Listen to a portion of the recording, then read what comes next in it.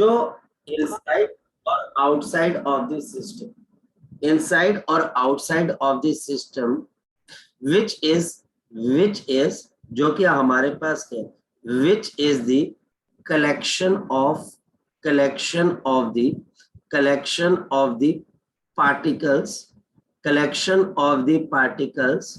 of masses आपके पास m1, m2, m3 and so on up to mn with the position vectors, with the position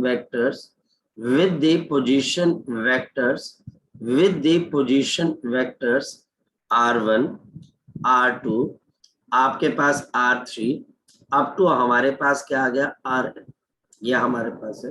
where जहां पर बच्चा हमारे पास क्या आ जाता है, where complete mass of the system, complete mass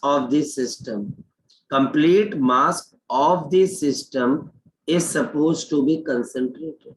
Complete mass of the system is supposed to be concentrated. It is supposed to be concentrated. Supposed to be concentrated.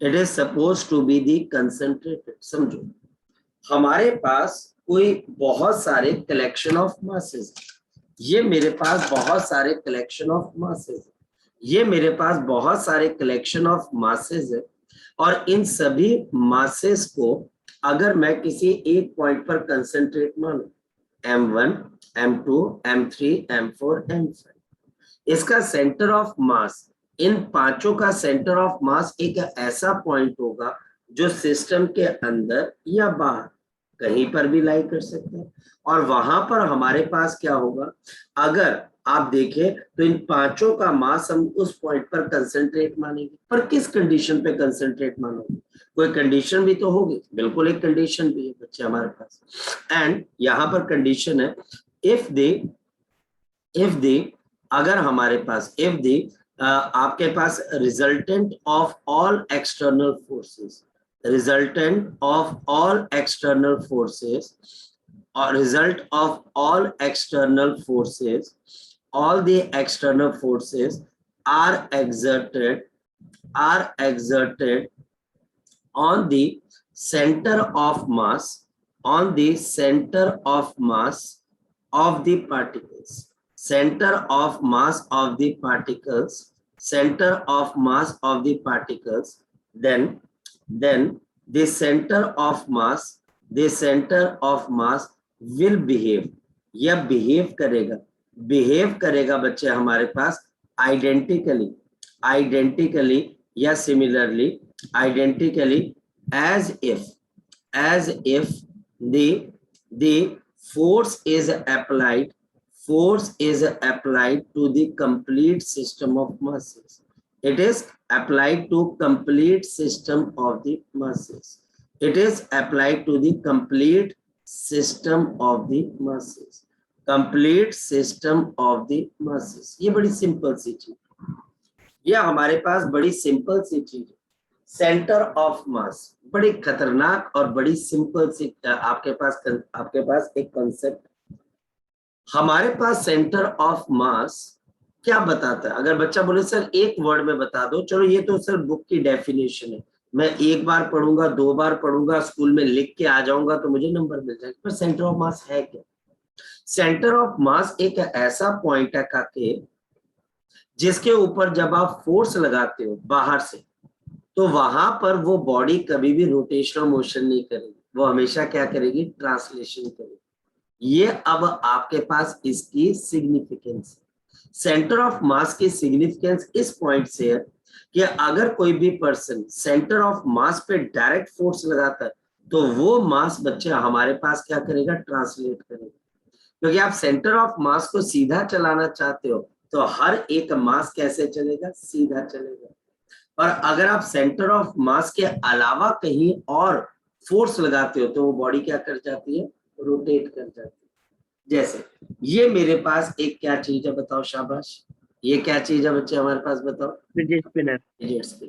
इस fidget spinner का जो सेंटर ऑफ मास है, जहां पर मेरे पास ये दो उंगलियां रखी हुई हैं, यहाँ पर इसका सेंटर ऑफ मास है, अगर मैं इसके सेंटर ऑफ मास के ऊपर फोर्स लगाता हूं, ये देखिए ये क्या कर रहा है बच्चे आपके पास, बताओ, ये हमारे पास कर रहा है ट्रांसलेशन।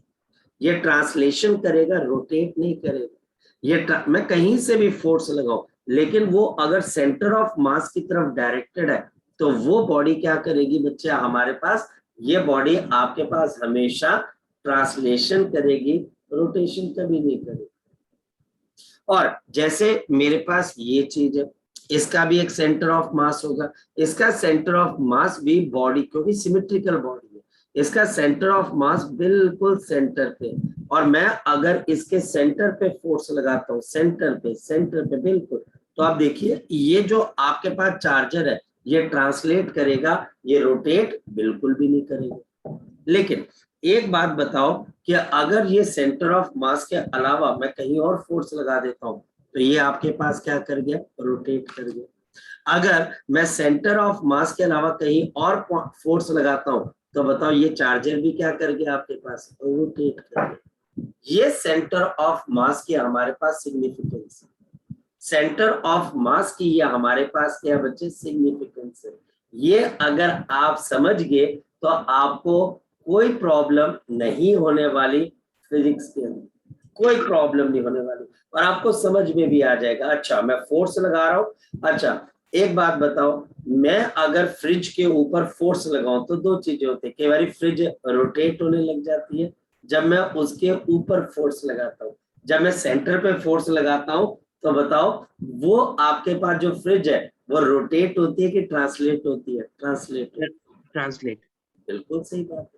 जैसे ये मेज है, अब देखो ये मेज आपके पास क्या कर रहा है, ट्रांसलेट कर रहा है, लेकिन अगर मैं यहाँ फोर्स लगाऊं कोने पे तो बताओ ये क्या कर रहा है, बताओ शाबाश, क्यों कर रहा है, क्योंकि सेंटर ऑफ मास, ये सेंटर ऑफ मास की हमारे पास सिग्निफिकेंस है, सेंटर ऑफ मास की हमारे पास यहाँ पर सिग्निफिकेंस है। ये पॉइंट हमें बहुत अच्छे से पता होना चाहिए।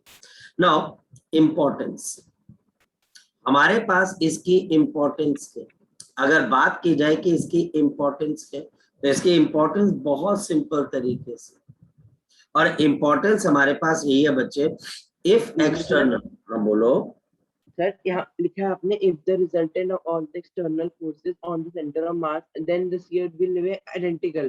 तो इसका मतलब ये है ना सर, मतलब अगर हमने फोर्स, हमने जैसे फ्रिज स्पिनर का केस है, हमने मतलब आपने सर उसमें अपने फोर्स ना सेंटर में अप्लाई की तो वो ट्रांसलेट कर दी सर, इसका मतलब ये है। इसका मतलब है आपके पास मान लिया जाए n मासेस ऊपर है, m1 m2 m3 m, तो इन सभी मासेस पे n फोर्सेस लग रही, हर मास पे अपनी अपनी एक फोर्स लग रही, और इन सभी फोर्सेस का अगर रिजल्टेंट निकलता होगा कोई ना कोई, वो बच्चे हमारे पास फोर्सेस का रिजल्टेंट अगर आप सेंटर ऑफ मास के ऊपर लगाएं तो सेंटर ऑफ मास वैसा ही बिहेव करेगा जैसे ये बॉडी बिहेव कर रही थी, जैसे ये बॉडी बिहेव कर रही थी वैसे हमारे पास सेंटर ऑफ मास बिहेव करेगा। यानी कि अब आप इसको हम बोलते हैं, आप उस एन बॉडी सिस्टम को रिड्यूस कर रहे हो एक सिंगल बॉडी सिस्टम के अंदर, एक सिंगल मास के अंदर। मेरी बात को आप आइडेंटिफाई करोगे तो बड़ा मजा आएगा। जैसे कि हमारे पास हमारे सोलर सिस्टम के अंदर 8 प्लैनेट्स, और इन 8 प्लैनेट्स का अपना अपना मास है, अपनी अपनी पोजीशन है। इन 8 प्लैनेट्स पे 8 फोर्सेस लग रही है, 8 फोर्सेस, क्योंकि 8 प्लैनेट्स है।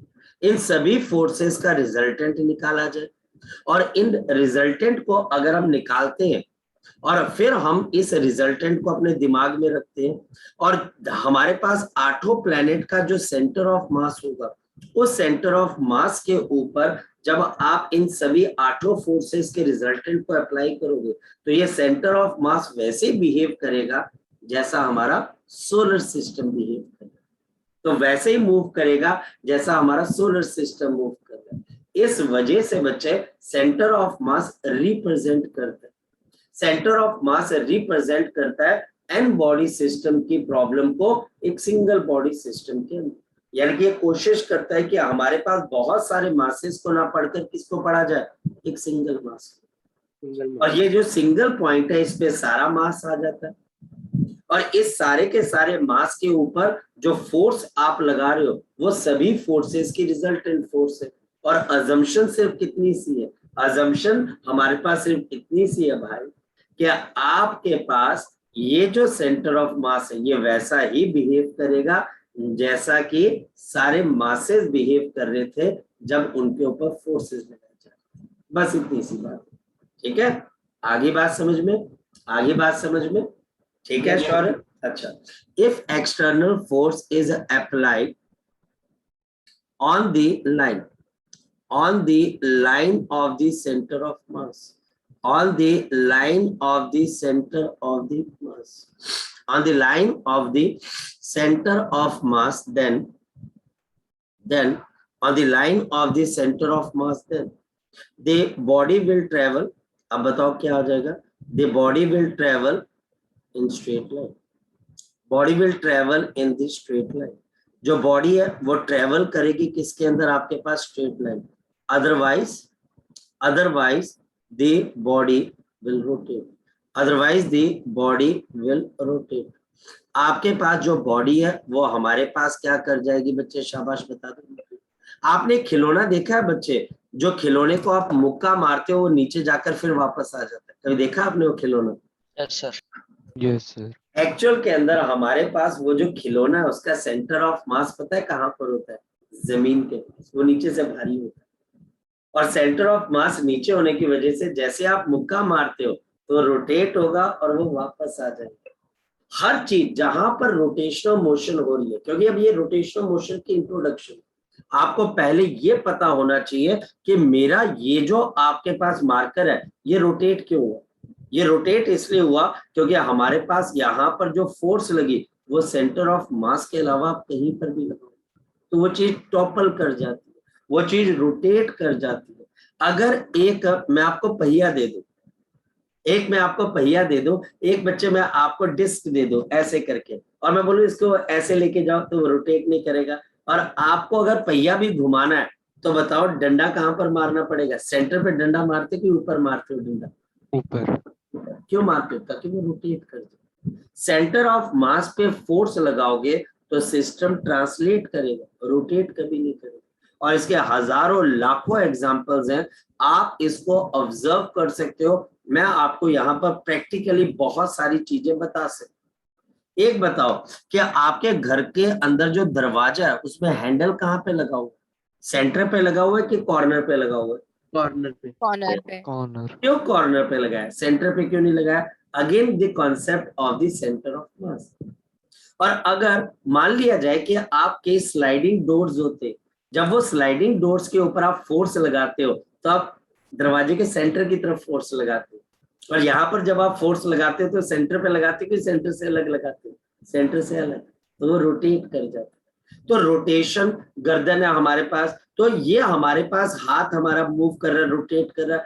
हर चीज जो हमारे आसपास हो रही है उसमें रोटेशन तभी होती है जब आप फोर्स सेंटर ऑफ मास के अलावा कहीं और लगाते हो। ठीक, चले आगे की तरफ, देखें बच्चे आगे की तरफ। तो ये हमारे पास सेंटर ऑफ मास की इंपॉर्टेंस और क्या पॉइंट है। अगर एक वर्ड में टीचर बोले तो आप बोलोगे भाई जहां पर सिस्टम का सारा मास प्रेजेंट हो आप उसको क्या बोल देते हो, सेंटर ऑफ मास। क्या ये वहीं पर होगा जहां पर मास प्रेजेंट है? आंसर है नहीं। सेंटर ऑफ मास जरूरी नहीं है कि जहां पर मास हो वो प्रेजेंट हो वहां पर। सेंटर ऑफ मास हमारे पास बहुत बहुत इंपॉर्टेंट है। हमारी ह्यूमन बॉडी का जो सेंटर ऑफ मास है वो पता है कहां पर प्रेजेंट होता है? हमारी ह्यूमन बॉडी का सेंटर ऑफ मास हमारे नेवल पॉइंट पर होता है, हमारे नेवल पॉइंट के ऊपर होता है बच्चे। और इस नेवल पॉइंट के ऊपर हमारा सेंटर ऑफ मास है। और ये सोचना बहुत इंपॉर्टेंट है कि हमारी लाइफ की जो एग्जिस्टेंस है ये बच्चे सेंटर ऑफ मास के हिसाब से बहुत बहुत इंपॉर्टेंट है। अब मैं आपको एक तरीका बताता हूँ, सोच के देखिए। आप सब बच्चों को स्कूल में कभी ना कभी पनिशमेंट मिली होगी, और वो पनिशमेंट होती है मुर्गा बनना, हाँ या ना? कभी कभी सुना है कि मुर्गा बन जाओ बाहर जाकर, है ना? Yes, sir. तो मुर्गा जब कोई पर्सन बनता है तो एक खास कंडीशन आपके अंदर डेवलप हो जाती है, और उसमें आपकी बॉडी का centre of mass naval point से निकलकर हवा में आ जाता है। और जब वो हवा के अंदर आ जाता है तो अब अगर आपको कोई भी पर्सन धक्का दे तो आप तो फटाफट रोटेट होके नीचे गिर जाओगे। आपको कोई भी पर्सन ऐसे, मैं आपको एक तरीका बताता हूँ, अगर आप में से कोई भी बच्चा खड़ा होकर अपने पाँव के अंगूठे को टच करता है तो आपकी बॉडी का सेंटर ऑफ मास क्या होगा, आपकी बॉडी से निकलकर हवा में आ जाएगा। और कोई भी पर्सन आपको धक्का देगा तो अब सेंटर ऑफ मास तो हवा में है, आपकी बॉडी के अंदर नहीं है। तो इस वजह से जो है बच्चे, आप बड़ी जल्दी आप देखना, ऑब्जर्व करना, पर खुद अपने ऊपर मत करना। अपना कोई छोटा भाई या बहन हो, बेड पे खड़ा करना, उसको बोलना अपने पैरों के अंगूठे को छुओ, उसको धक्का देना, तेजी से नहीं, कतल के सर फाड़ दिया, है ना। तो देखना वो रोटेट होकर फटाफट गिरेगा, तो उसको आप समझाना कि तेरी बॉडी का सेंटर ऑफ मास तेरी बॉडी से बाहर निकल गया, तो तेरे साथ ऐसा। और ये हमारे पास इतना इंपॉर्टेंट है कि मैं आपको इस चैप्टर में बताऊंगा कैसे अंगद, जो हमारे पास अंगद एक माइथोलॉजिकल आपके पास एक कैरेक्टर है रामायण के अंदर, उस अंगद का पांव कैसे भारी हो गया था कि उसका पांव रावण जैसा कोई बलवान एक और माइथोलॉजिकल कैरेक्टर था, बहुत स्ट्रॉन्ग कैरेक्टर था, वो उठा नहीं पाया। मैं आपको वो तरीका बताऊंगा कि आपका पांव भी कोई उठाना, बिल्कुल एग्जैक्टली पहलवान आ जाए, लेकिन पैर उठाने की बात होगी, खींचने की बात नहीं होगी। और मैं आपको तरीका बताऊंगा, सारा कमाल किसका है बच्चे आपके पास, सेंटर ऑफ मास। सारा कमाल किस चीज का है बच्चे, सेंटर ऑफ मास। तो सेंटर ऑफ मास क्या है, एक ऐसा पॉइंट बच्चा हमारे पास जहां पर सिस्टम का आपके पास क्या लाई करता है, सारा का सारा मास कंसंट्रेट करके रख दिया जाए। और ये हमारे पास अब हम डेरिवेशन पार्ट, बोलो बोलो। अभी आपने जैसे कहा कि हमारा हमारा जो सेंटर ऑफ मास हमारे नेवल पॉइंट के ऊपर होता है, जब लेकिन सर आप कहते हैं जैसे अगर हम अपने टो को टच करते हैं तब वो बाहर आ जाता है, और अगर कोई धक्का मारे तो गिर जाता है। लेकिन सर अगर हमारा मतलब अगर हम नॉर्मल ऐसे खड़े हैं तब हमें धक्का मारने मतलब कोई कोशिश करे, फिर क्यों नहीं होता?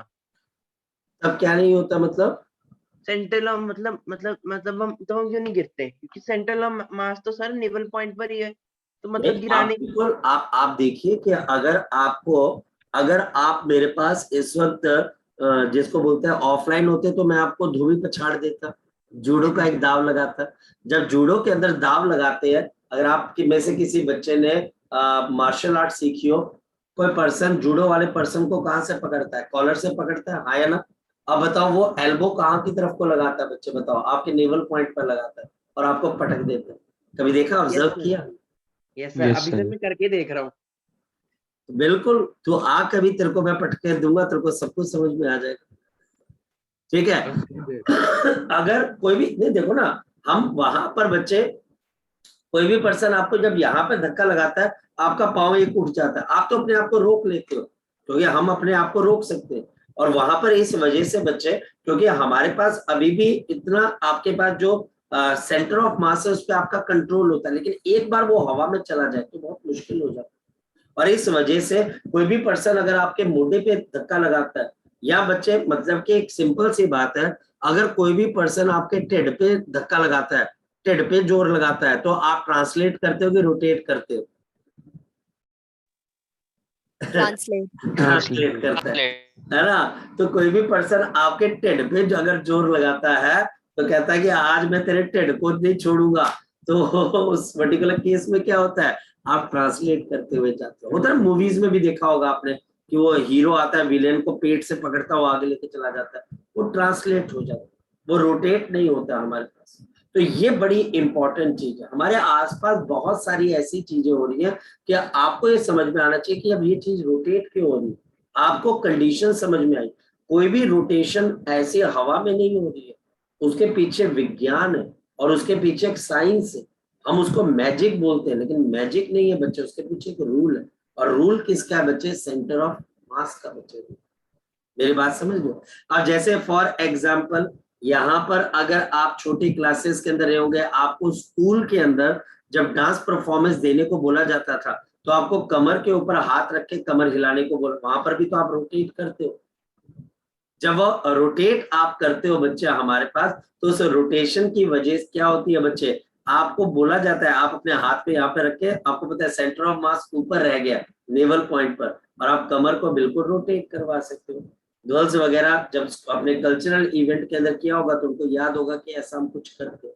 तो सेंटर ऑफ मास मतलब कि सेंटर, जितनी बातें करेंगे बच्चे वो बढ़ती ही जाएंगी, वो कभी खत्म नहीं होती है। इस वजह से सेंटर ऑफ मास बच्चे हमारे पास काफी यूजफुल है फॉर सॉल्विंग द प्रॉब्लम है बच्चे हमारे पास। तो हमारे पास यहाँ पर अगर बात की जाए कि सबसे पहले location of the centre of मास की बात करेंगे, सीधी बात, नो बकवास। तो location of the centre of the mass, location of the centre of mass, very super easy concept, very super easy concept कि मेरे पास यहाँ पर ये y एक्सिस है, now this is the x axis, ये मेरे पास x एक्सिस है। न्यूमेरिकल होने स्टार्ट हो जाएंगे, आपके न्यूमेरिकल होने स्टार्ट हो जाएंगे, कोई मुश्किल नहीं आएगी, बहुत आसान टॉपिक है। और हमारे पास यहाँ पर y आ गया, ये x आ गया, ये हमारे पास z आ गया, और ये हमारे पास 0 0 और 0 आ गया। मैं दो मासेस से शुरू करूंगा ताकि आपको क्लैरिटी मिल सके और आपको प्रॉब्लम भी ना। ये मास m1, ये m2, यह हमारे पास पोजीशन वेक्टर आपके पास कितना आ गया, r1 आ गया। यहाँ पर आपके पास पोजीशन वेक्टर किसके बराबर आ गया, आपके पास r2 के बराबर आ जाएगा। और हमारे पास इन दोनों के बीच में हमारे पास क्या है, सेंटर ऑफ मास। ये देखो, ये होता है सेंटर ऑफ मास, ये हमारे पास position of the centre of mass है, जहां पर सिस्टम का सारा मास क्या हो गया, आपके पास कंसंट्रेट हो m1 प्लस ऑफ m, जहां पर हमारे पास सिस्टम का सारा मास कंसंट्रेटेड है, ये वाला पॉइंट। यानी कि मेरे पास अगर देखा जाए तो सेंटर ऑफ मास क्या है बच्चे, ये वाला पॉइंट है क्रॉस। इस सेंटर ऑफ मास को हम क्या बोल देते हैं, ये हमारे पास आ गया सेंटर ऑफ मास। मेरे पास सिस्टम में दो मासेस थे m1 और m2, तो इन दोनों का सम जिस पॉइंट के ऊपर लाई करेगा उसको हम क्या बोलेंगे, location of the centre of mass. So we can write down the position vector of the center of mass is, the position vector of the center of mass, the position vector of the center of mass। तो चलिए देखते हैं position vector of centre of mass किसके बराबर है, r के बराबर। Now position vector of m1, position vector of m1, जल्दी बोलो बच्चे, पोजीशन वेक्टर ऑफ m1 किसके बराबर है, शाबाश बता दो, r1। R1 position vector of m2 किसके बराबर है, शाबाश R2 बता दो, ये r2 के बराबर। अब ध्यान से समझना, बड़ी सिंपल तरीके से मैं आपको बताऊंगा।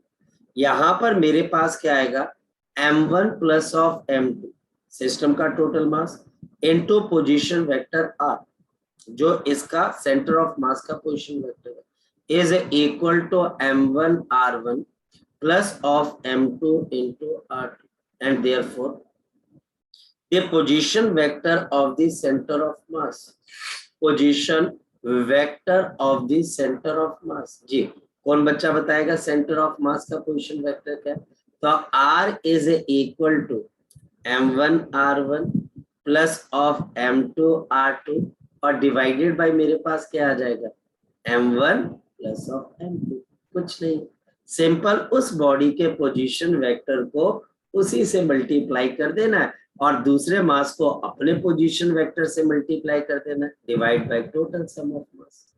यानी कि मेरे पास इसको करने का तो बड़ा जनरल सा तरीका है, बड़ा जनरल सा तरीका है।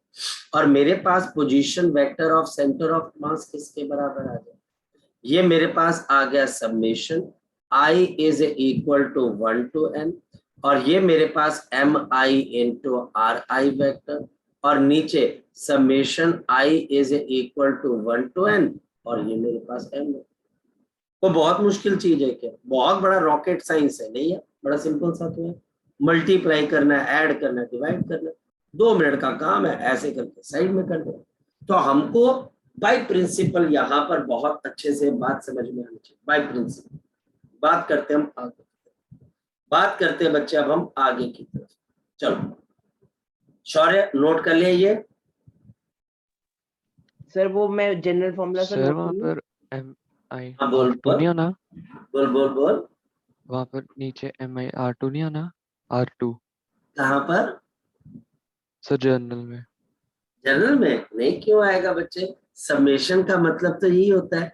समेशन का मतलब क्या होता है, पहले 1 आएगा, प्लस फिर 2 आएगा, फिर 3 आएगा, करते करते एन तक जाएगा, है या ना? ठीक है सर, हाँ जी सर, हाँ जी। कोई बात नहीं, कोई, अरे घबराए मत। देखो क्वेश्चन पूछते हुए मैं ये या तो बच्चे बात ये कि आप मतलब कि धीरे धीरे किसी पर्सन के नेचर के बारे में समझते हो, या फिर आप घबराए मत करो कभी भी किसी क्वेश्चन को पूछते हुए।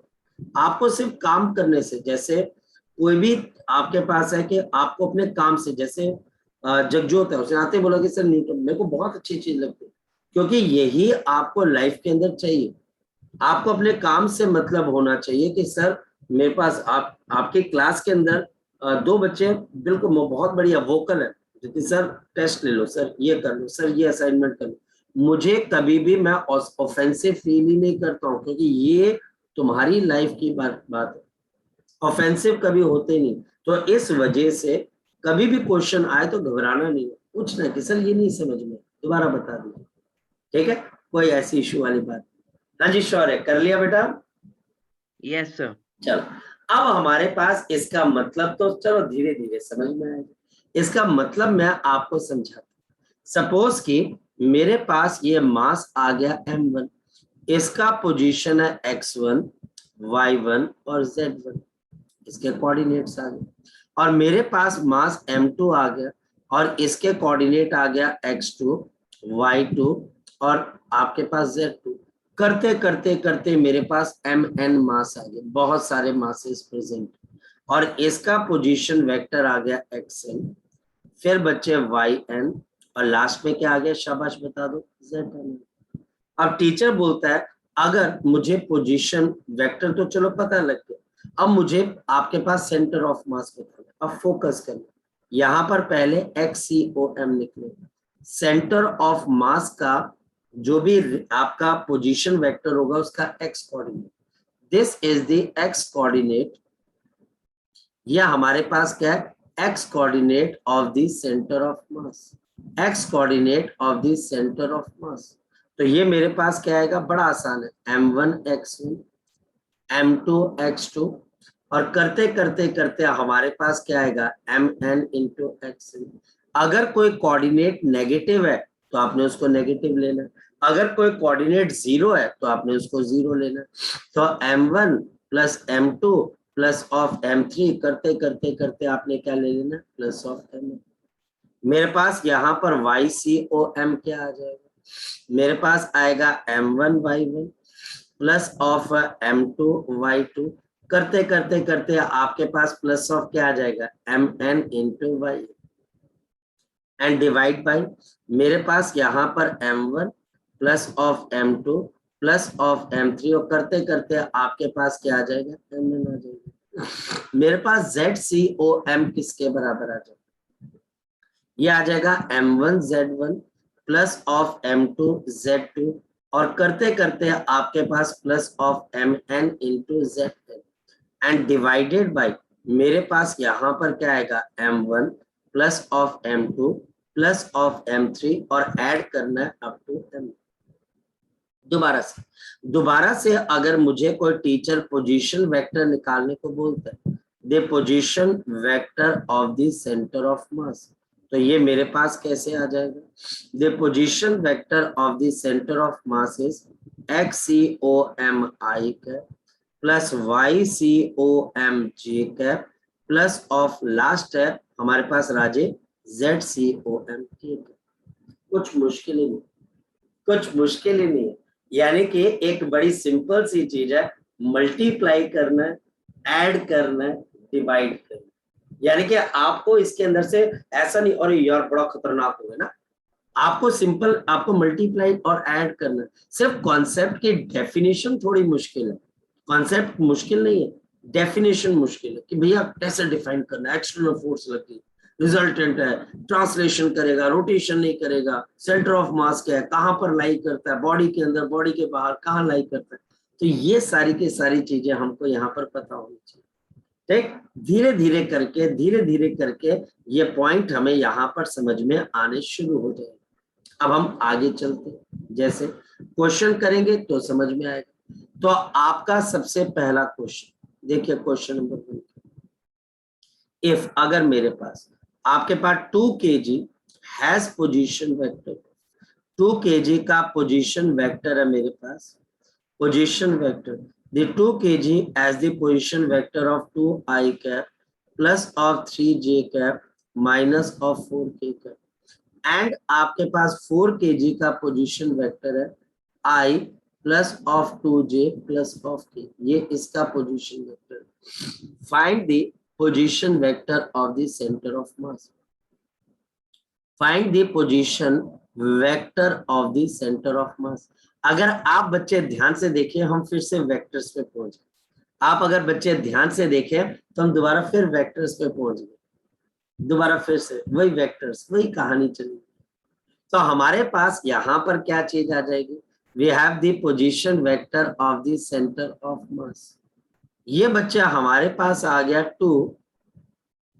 2i cap plus 3j cap minus of 4k cap plus of 4 into I plus of 2j plus of k, ये हमारे पास आ गया एंड डिवाइडेड बाय मेरे पास यहाँ पर क्या आ गया 2 प्लस 4, डिवाइड बाय हमारे पास कितना आ गया 2 प्लस 4, कुछ नहीं किया।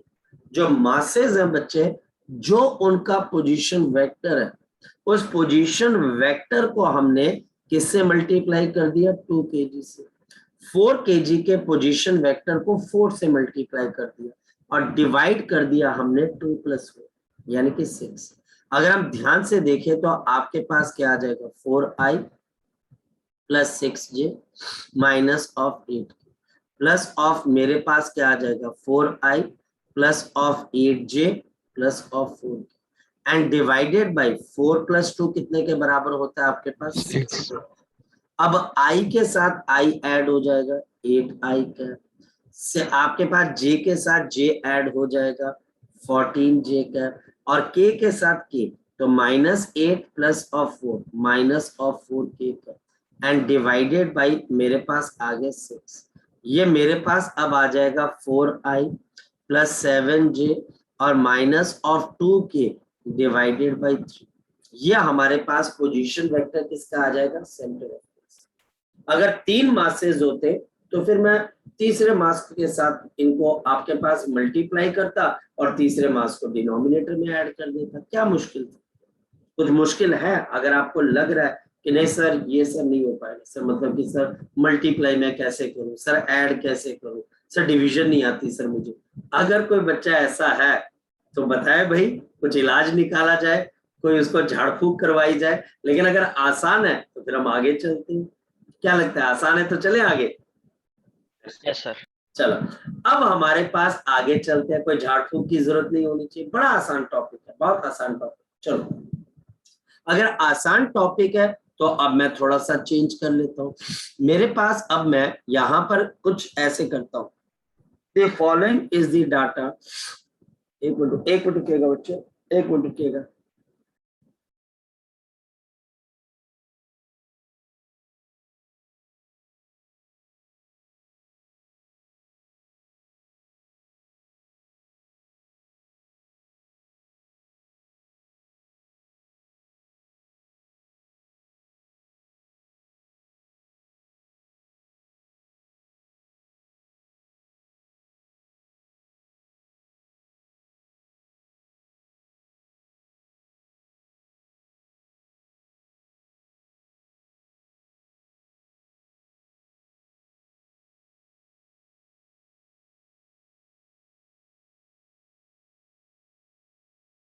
आई एम सॉरी बच्चे, एक्चुअल के अंदर क्या है कि आपको पता है कि कोल्ड एंड कफ हो गया था मुझे, उसकी वजह से स्नीजिंग आ जाती है कई बारी, तो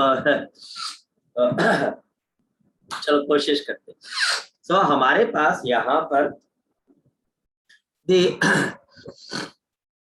आप भी बच्चे अपना ध्यान रखिएगा, मौसम चेंज हो रहा है और मेरी वाली गलती मत करिएगा कि घर पे आते ही बाहर गर्मी से जो है बर्फ वाला पानी पीना या कोल्ड ड्रिंक पीनी है, मेरी वाली गलती मत करिएगा कि एकदम से कार के अंदर बैठे और एसी ऑन कर दिया और वो फुल पे ऑन कर दिया। एक वो 2 से 3 मिनट का कंफर्ट होता है और फिर देखिए बाकी सारे टाइम के ऊपर। और थोड़ा सा कल मुझे बच्चों ने इतनी दवाइयां लिखवा दी कल से, और मेरी दवाई सर खानी चाहिए। हर बच्चा जो है ना, इतने बच्चों को बहुत नॉलेज है। और खांसी पे तो चलो कंट्रोल हो गया, लेकिन अब जो है ना, मेरे को लगता है वो जो लास्ट स्टेज होते हैं, लास्ट मतलब कि अब ये एक दो दिन में ठीक हो जाएगा, लेकिन वो लास्ट पूरा जोर लगा रहा है जुकाम कि तेरे को तो ऐसे, तेरे को अभी जब मजा चखा के जाएंगे। सो the masses of 3 kg has the position of 4, 7 and आपके पास 6 and आपके पास 2 kg और इसके लिए -2, 4 और आपके पास 1।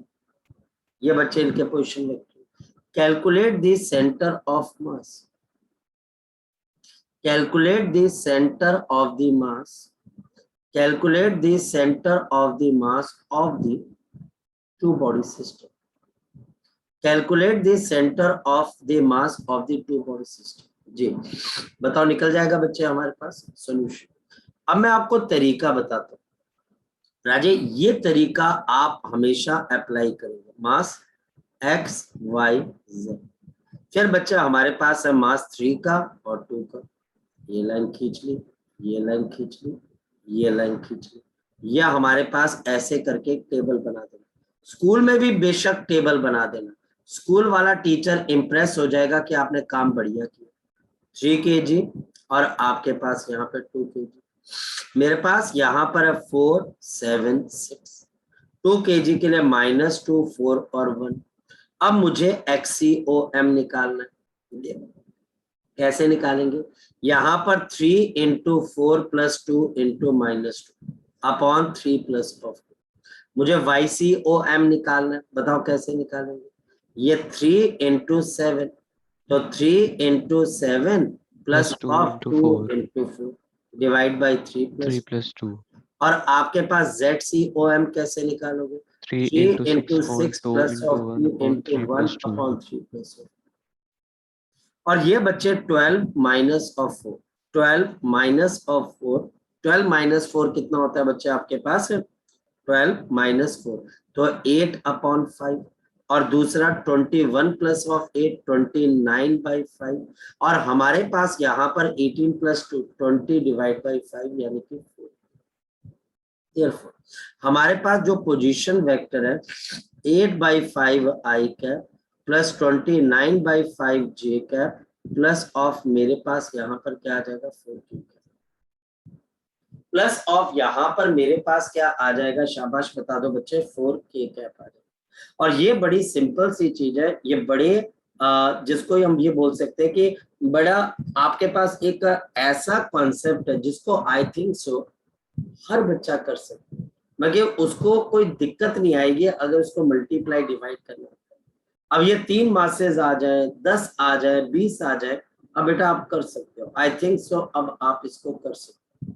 ठीक, चले आगे एक नेक्स्ट क्वेश्चन करके देखें, नेक्स्ट एक क्वेश्चन करके देखें, नेक्स्ट Yes, sir. क्वेश्चन करके Yes, देखें। चलो अब हमारे पास इसका मतलब 3 मासेस में दिक्कत तो नहीं आएगी, या मैं करके बता दूं? सर 3 masses में भी सेम ही होगा तरीका। सेम होगा, बस एक मास एक्स्ट्रा आ जाएगा, मतलब कि उस मास को अपने उसके पोजीशन वेक्टर से मल्टीप्लाई करना है या वो कर देंगे। जनरली क्या होता है कि टीचर हमारे पास इसमें टाइप 2 की प्रॉब्लम देता है, जिसको बच्चे हम बोलते हैं ज्योमेट्रिकल फिगर्स। इसमें 3 मासेस 4 मासेस आ जाते हैं, geometrical figures problem.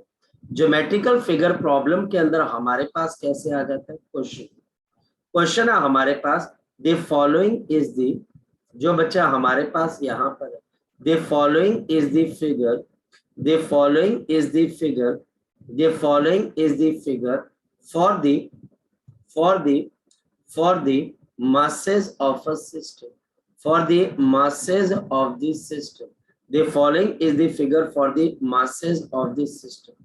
Calculate center of mass, calculate the center of the mass of the system, center of the mass of the system, calculate the center of the mass of the system। यानी कि मुझे centre of mass of the system निकालना, जरा check कर लेते हैं। मेरे पास यहाँ पर इस तरीके से आपके पास क्या आ गया, ट्राइंगल आ गया। ये बच्चा हमारे पास यहाँ पर क्या आ गया, ट्राइंगल आ गया। ये हमारे पास यहाँ पे ट्राइंगल आ गया। तो ये हमारे पास यहाँ पर एक आपके पास क्या आ गया, आपके पास इक्विलेटरल ट्राइंगल है। यहाँ पे टीचर आपको एक और चीज देगा, ओरिजिन कहाँ पर, ये वाई एक्सिस है, ये एक्स एक्सिस है। अब मजा आएगा जिस बच्चे को ज्योमेट्री आती है। ये बच्चे 0 और 0 आ गए। ये इक्विलेटरल ट्राइंगल है जिसकी साइड आपके पास ए के बराबर है, ये ए के बराबर है। यहाँ पर मेरे पास मास आ गया सपोज m kg का, यहाँ पर मास आ गया 2m kg का, और यहाँ पर मास कितने का आ गया 3m kg का। टीचर बोलता है अगर ये y एक्सिस है, ये x एक्सिस है, तो मुझे क्या निकाल कर बताना है, शाबाश बता दो, सेंटर ऑफ मास। मुझे क्या निकाल कर बताना है, शाबाश बता दो, क्या निकाल कर बताना है, सेंटर ऑफ काका जी? Mass. Centre of mass. 2 minute लगेंगे हमें निकालने में, कैसे निकलेगा जरा देख लेते हैं। हमारे पास ये मास m kg है, तो इस ये ओरिजिन पे है तो 0 0। कोई बच्चा बता सकता है 2m के कोऑर्डिनेट्स क्या हो जाएंगे, a और 0? लग गया पता है a और 0 कैसे आ गए, क्योंकि ये Yes, x, हाँ बिल्कुल। यहाँ पर क्योंकि x के ऊपर a है और y बिल्कुल नहीं है, y पे तो ये गया ही नहीं ऊपर, तो x एक्सिस पे लाई कर रहा है, तो x का कोऑर्डिनेट a आ गया, y का 0। 3m का कौन बच्चा बताएगा क्या कोऑर्डिनेट्स होंगे, शाबाश, या मैं बताऊं, मैं बताता हूं। ये एंगल आपके पास कितने के बराबर है, 60 डिग्री। तो ये हाइपोटेन्यूज है, तो ये बेस आपके पास किसके बराबर आ जाएगा, तो ये हमारे पास x किसके बराबर आ जाएगा, a cos of 60 डिग्री। आया ना, आपका x किसके बराबर आ जाएगा, a cos of 60 degree.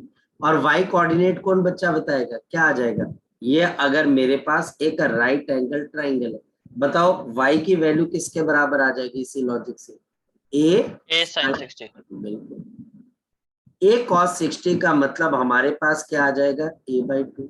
a sin 60 कितना आ जाएगा, √3 a/2। अब मजा आया।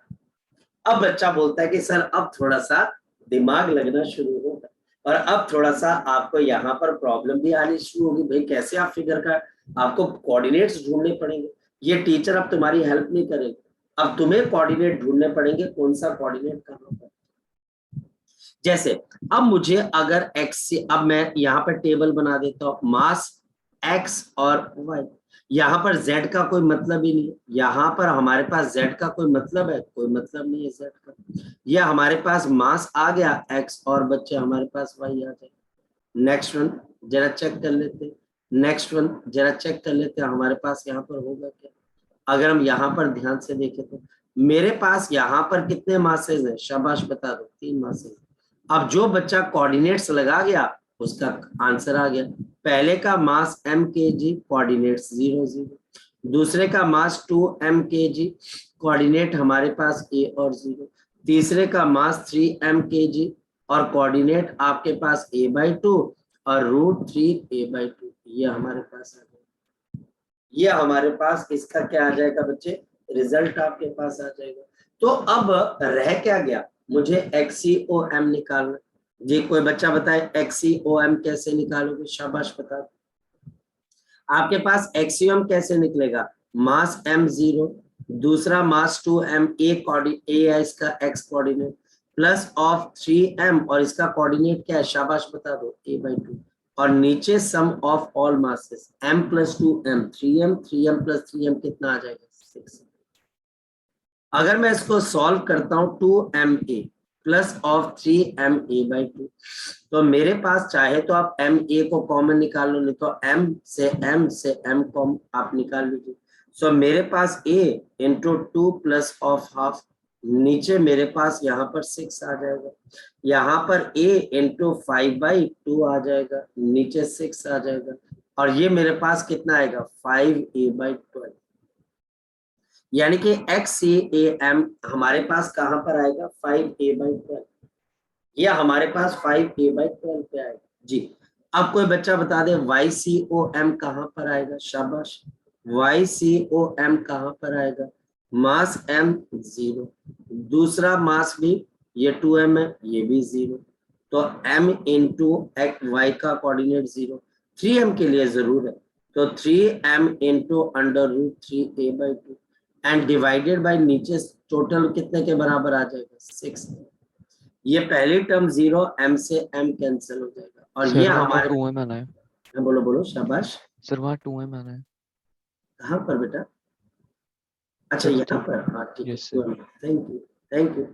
हमारे पास यहाँ पर m से m कैंसिल हो जाएगा, 3 और √3a/12, तो यह हमारे पास क्या आएगा 3 और √3a/12। तो हमारे पास सेंटर ऑफ मास आप क्या बोलोगे यहाँ पर, कहाँ पर है?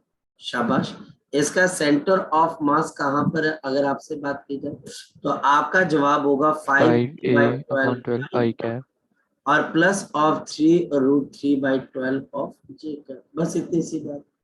अब टीचर चाहे रेक्टेंगल दे दे, चाहे ट्राइंगल दे दे, चाहे रोम्बस दे दे, चाहे स्क्वायर दे दे, चाहे क्वाड्रिलेटरल दे दे, what we require is the position coordinates. मुझे ट्रिग्नोमेट्री यूज करनी पड़ेगी, मुझे एक्स और वाई के कोऑर्डिनेट चाहिए और मैं बड़े आराम से क्वेश्चन लगा पाऊंगा। ये कोई ऐसी बात नहीं कि आप कर ही नहीं पाओगे, हमको यहाँ पर ध्यान देना पड़ेगा सेंटर ऑफ मास कहाँ पर लाई करेगा। सेंटर ऑफ मास को फाइंड करना कोई बहुत बड़ी बात नहीं है और कोई बहादुरी वाली बात भी नहीं है कि सर आपने निकाल दिया बड़े जीनियस हो, ऐसा कुछ नहीं है। मैं एक नॉर्मल से काम कर रहा हूँ और इसमें से ऐसा नहीं है कि कोई भी बच्चा निकाल देगा भाई हमने पता नहीं क्या कर दिया, नॉर्मल सी चीज है। आपको लेकिन ज्योमेट्री की बहुत अच्छी समझ होनी चाहिए, एक्स का कोऑर्डिनेट क्या है, वाई का कोऑर्डिनेट क्या है, इस पे फोकस होना चाहिए तो आप निकाल पाओगे। फिर हमारे पास यहाँ पर आपके पास एक कॉन्सेप्ट आ जाता है। कॉन्सेप्ट बच्चे हमारे पास यहाँ पर क्या आ जाता है, याद रखना ये बहुत बहुत इंपॉर्टेंट कॉन्सेप्ट है। This is the concept of the day. The centre of मास, जो हमारे पास सेंटर ऑफ मास है of a body, the centre of mass of a body lies, या लाई करती है near the near the near the heavier portion, near the heavier portion, near the heavier portion of the mass। क्या समझे, किसी भी body का centre of मास कहाँ पे लाई करेगा, जहां पर उस बॉडी का हैवियर पार्ट लाई करेगा। फॉर एग्जाम्पल मान लिया जाए कि मैं आपको कोई भी चीज दे देता हूं, जहां पर बच्चा हमारे पास ये चीज है, अगर मैं आपको ये स्टेपलर दिखाऊं तो स्टेपलर का हैवियर मास यहाँ पे लाई करेगा, तो इस पूरे सिस्टम का सेंटर ऑफ मास कहाँ पे लाई करेगा, हैवियर पार्ट की तरफ। देखो रोटेट भी वहीं पर हो जाता है, अगर आप छोड़ते हो तो ये यहीं पर रोटेट हो जाता है। किसी भी सिस्टम का centre of mass heavier part की तरफ लाई करता है, हैवियर बॉडी की तरफ लाई करता है। जैसे सन और अर्थ का सिस्टम है, सन और अर्थ का सेंटर ऑफ मास कहाँ पे लाई करता है, सन के अंदर। इतना बड़ा सन का मास है बच्चे कि हमारा और सन का सेंटर ऑफ मास सन के अंदर लाई करता है। आपका और अर्थ का सेंटर ऑफ मास कहाँ पे लाई करता है, अर्थ के अंदर लाई करता है। और यही रीजन है बच्चे कि हमारी अर्थ सन के आसपास घूमती है, क्योंकि दोनों का सेंटर ऑफ मास कहाँ पर है, सन के अंदर। और अगर दोनों का मास इक्वल हो जाए तो फिर ये क्या करेंगे, अगर अर्थ और सन का मास इक्वल हो जाए तो दोनों का सेंटर ऑफ मास एग्जैक्टली कहां पर आ जाएगा, बीच में, और ये दोनों एक सर्कल में घूमेंगे सेंटर ऑफ मास के आसपास। तो ये पॉइंट है सेंटर ऑफ मास। देखो ना घूमना भी क्या है बच्चे, रोटेशन मोशन ही तो है। तो हम उसके पॉइंट के अबाउट क्यों घूम रहे हैं, क्योंकि सेंटर ऑफ मास कहीं और है और हम पे जो ग्रेविटेशनल फोर्स लग रही है उसकी वजह से हम मूव कर रहे हैं। तो हमारे पास यहाँ पर सेंटर ऑफ मास मोशन को कंट्रोल करते हैं, हैवियर पार्ट की तरफ सेंटर ऑफ मास लाई करता है, हैवियर पार्ट। फॉर एग्जांपल मेरे पास यहाँ पर एक मास आ गया आपके पास m1, ये मास मेरे पास आ गया m2, और टीचर बोलता है कि भाई इन दोनों के बीच में हमारे पास कोई डिस्टेंस है r, तो सेंटर ऑफ मास कहाँ पे लाई करेगा, टीचर क्वेश्चन पूछेगा, न्यूमेरिकल पूछेगा, और ये भी गिवन होगा कि m2 is smaller than m1। अगर m2 स्मॉलर देन m1 है तो आपके पास m1 बड़ा होगा, सेंटर ऑफ मास यहाँ कहीं पर लाई करेगा, यह हमारे पास सेंटर ऑफ मास होगा किसका, m1 और m2। मान लो कि ये सेंटर ऑफ मास m1 से कितनी दूरी पे, x की दूरी पे, तो m2 से कितनी दूरी पे आ जाएगी, शाबाश बता दो, शाबाश बता दो, r माइनस x। और टीचर ये बोलता है कि भाई लोकेशन ढूंढो, लोकेशन ढूंढो, ढूंढ देते लोकेशन। बड़ा सिंपल सी इसकी स्ट्रेटजी है, याद रखना, इसको काम करने का एक तरीका है, और ये हमारे पास इसको ऑपरेशनल है, मतलब कि आप इसके पास इसको ऑपरेशनल फॉर्मूला भी मिलता है। क्या ये ऑपरेशनल फॉर्मूला मैं बताता हूँ। ये m1 so called centre of मास से कितनी दूरी पे है, x, तो m1 इंटू एक्स मल्टीप्लाई कर देना, कर दिया।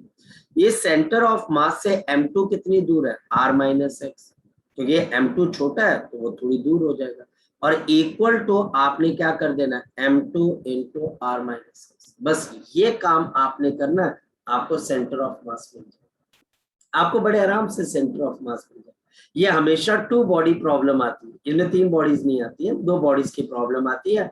टीचर 2 मासेस देगा, एक बड़ा और एक छोटा, अगर दोनों बराबर हुए तो सेंटर ऑफ मास बिल्कुल मिड पॉइंट पर आ जाएगा, ना तेरा ना मेरा। तो हमारे पास अगर आप इसको फर्दर सॉल्व करते तो क्या आ जाएगा, m1 plus of m2 into X, and this is equal to m2 into r।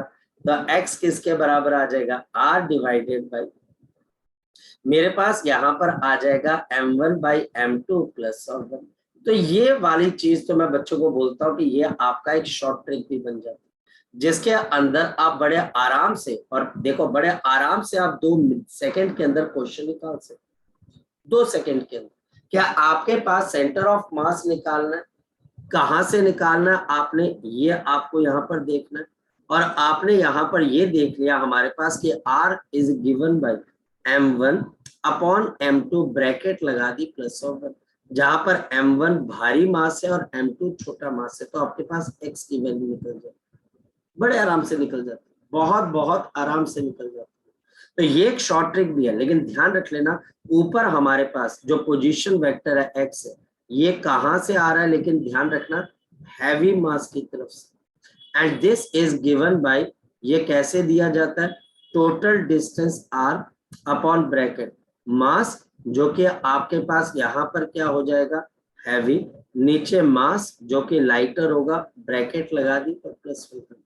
देखिए हमारे पास आप या तो इस तरीके से कर लिए, जो मैं हाईली रेकमेंड करूंगा, हाईली रेकमेंड तो मैं आपको ये फॉर्मूला करूंगा, लेकिन अगर किसी बच्चे को शॉर्ट ट्रिक अगर देखनी है तो ये शॉर्ट ट्रिक ये भी, पर मैं शॉर्ट ट्रिक रेकमेंड नहीं करता हूँ, इसकी बच्चा कंफ्यूज हो जाता है, इस वजह से इसको रेकमेंड करूंगा कि आप इस पे ध्यान दीजिए, शॉर्ट ट्रिक तो अपने आप डेवलप हो जाएगी। करना कैसे, मैं क्वेश्चन करवाता हूँ। मेरे पास यहाँ पर क्वेश्चन क्या आ गया, 2 मासेस, मेरे पास यहाँ पर एक मास आ गया आपके पास 6 kg का, और दूसरा मास मेरे पास यहाँ पर आ गया 12 kg, और इनके बीच का जो डिस्टेंस है, इनके बीच का जो डिस्टेंस है वो आ गया 30 सेंटीमीटर। मुझे ये बताना है इस पर्टिकुलर पॉइंट के अंदर कि आपका सेंटर ऑफ मास कहाँ पे लाई करेगा, और उसकी लोकेशन आपने बता देते। हमारे पास सेंटर ऑफ मास 12 kg के पास लाई करेगा, ये 12, तो ये डिस्टेंस आपके पास x है, तो बाकी का डिस्टेंस कितना आ जाएगा, 30 माइनस एक्स आ जाएगा। इसके बाद करना क्या है, कुछ भी नहीं, 6 into 30 minus X is equal to आपके पास 12 इंटू एक्स, ये कैंसिल करके आपके पास 2 आ जाएगा, 30 minus X is equal to 2x, और 30 इज इक्वल टू 3x, तो x is equal to 10 centimetre. ये आपको बताना, ये 10 सेंटीमीटर यहाँ से, और आपके पास 6 kg से कितनी दूर है, जरा बता दो, 6 kg से कितनी दूर है, 20 सेंटीमीटर। 40 सेंटीमीटर। ये कोई बहुत मुश्किल रॉकेट साइंस है नहीं यार, ये तो बड़ा आसान, बड़ा आसान है यार, है ना, मल्टीप्लाई करना। और एनसीईआरटी के अंदर बड़ा सिंपल सा क्वेश्चन है, एक HCl या C कार्बन मोनोऑक्साइड का मॉलिक्यूल है, और कार्बन का बच्चे हमारे पास मास कितना होता है, 12, आपके पास 12 यूनिट्स हो जाता है, और ऑक्सीजन का कितना होता है, 16 यूनिट्स आ जाता है, और उस कार्बन मोनोऑक्साइड का आपको क्या निकालना है, सेंटर ऑफ मास निकालना है, 2 मिनट की बात है। तो ये बच्चे हमारे पास आज की कार्रवाई, मतलब सेंटर ऑफ मास को लोकेट करना या इन प्रॉब्लम्स को डिस्कस करना, ये आज हमने देखा, लेकिन अभी इसके ऊपर आपको ज्यादा स्ट्रेस भी नहीं आया, मतलब कि ज्यादा मुश्किल प्रॉब्लम भी नहीं आएगी और स्ट्रेस भी नहीं आया अभी इसके में से। तो फिलहाल आप इस सेंटर ऑफ मास के टॉपिक के ऊपर, मतलब कि जो मैं आपको करवा रहा हूँ इसके ऊपर हम मंडे से अच्छे से क्वेश्चन करने स्टार्ट करेंगे, ठीक है। हमने कोशिश करनी है कि बच्चे संडे तक हमारे मैक्सिमम जितने क्वेश्चंस है बच्चे वो हो जाए सर्कुलर मोशन के या इधर या उधर के maximum question. Sir circular motion के जो RPS 5 एंड 6 है वो टॉपिक नहीं करवाया ना आपने? कौन से वाला बच्चे? सर एक वर्टिकल सर्कुलर मोशन और वर्टिकल हॉरिजॉन्टल सर्कल किया वो बच्चे हमने वर्क पावर एनर्जी में किया ना हमने under root of 5GL looping in loop. And sir horizontal horizontal भी किया है वो जो आपके पास कोनिकल पेंडुलम था तभी तो सर्कुलर मोशन की दी गई है। वो क्यों दी गई है आप सोच के देखो क्योंकि बच्चा भूल जाता है और जो तू कर रहा है बिल्कुल जेन्युइन है नॉट अ यूनिक थिंग कि मैंने जो है मैं भूल गया मेरे अंदर कोई कमी है सब बच्चे हैं तभी तो दिया गया। तो अब तुम जाकर अगर Newton law of circular motion देखेंगे conical pendulum is a horizontal circle. जो बैंकिंग ऑफ रोड करवाई गई थी कटोरी के अंदर आप गोल घूमते हो जो एनसीईआरटी का वो भी हॉरिजॉन्टल सर्कल है। तो हॉरिजॉन्टल सर्कल वर्टिकल सर्कल सब कराया हुआ ठीक है। तो आप करो तो सही कोशिश करो मैं आपके साथ हूँ। नहीं सर ठीक वो है? कोई खत्म होने वाली थी बस। हाँ चलो कोई बात नहीं अभी इसको खत्म करते हो और मंडे से फिर हम सेंटर ऑफ मास के भी मैं इसको होल्ड पे डाल देता हूँ इसकी जो भी डीपीपीज है मैं क्वेश्चन क्लास के अंदर कराऊंगा फिर हम इसके ऊपर काम करेंगे पहले पिछला सारा काम खत्म करेंगे ठीक है बेटा। चलिए तो आज के लिए हम इतना ही करते हैं बाकी अब हम next thank time you sir. Okay बेटा गॉड ब्लेस यू।